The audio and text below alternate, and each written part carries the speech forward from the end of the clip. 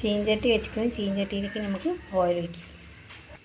Oil ഒഴിച്ചിട്ട് അതിലേക്ക് നമുക്ക് ഉള്ളി ഇടാം. ഉള്ളി ഇട്ടിട്ട് ഉള്ളി നമുക്ക് നന്നായിട്ട് ഇളക്കാം.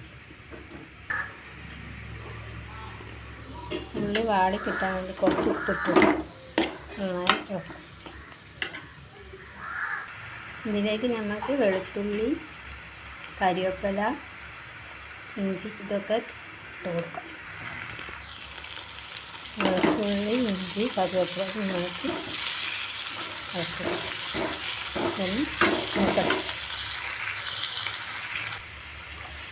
അതിലേക്ക് അരിഞ്ഞ് വെച്ച് തക്കാളിയും പച്ചമുളകും ഇട്ട് കൊടുക്കാം. നന്നായി വേവിക്കും. നമ്മളിട്ട തക്കാളിയൊക്കെ നല്ല വേവുണ്ട്. നമുക്ക് നന്നായി വേവിക്കട്ടെ. നല്ലോണം തക്കാളിയൊക്കെ നന്നായിട്ട് വെന്തിട്ട് നമുക്ക് മഞ്ഞൾപ്പൊടി, മുളകും പൊടി, കുരുമുളക് പൊടി ഇട്ട് മഞ്ഞൾപ്പൊടി ഇട്ടിട്ട് മുളകും പൊടി ഇട്ട് കുരുമുളക് പൊടി ഇട്ട് നന്നായിട്ട് ഇളക്കി യോജിപ്പിക്കും.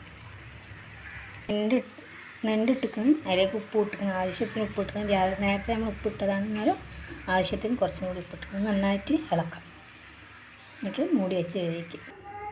നെണ്ടിലേക്ക് ആവശ്യമായ വെള്ളം ഒഴിച്ചെടുത്ത് നമുക്കിത് മൂടി വെക്കാം. നന്നായി തിളച്ച് ഇതായിട്ട് നമുക്ക് ഇറക്കാം.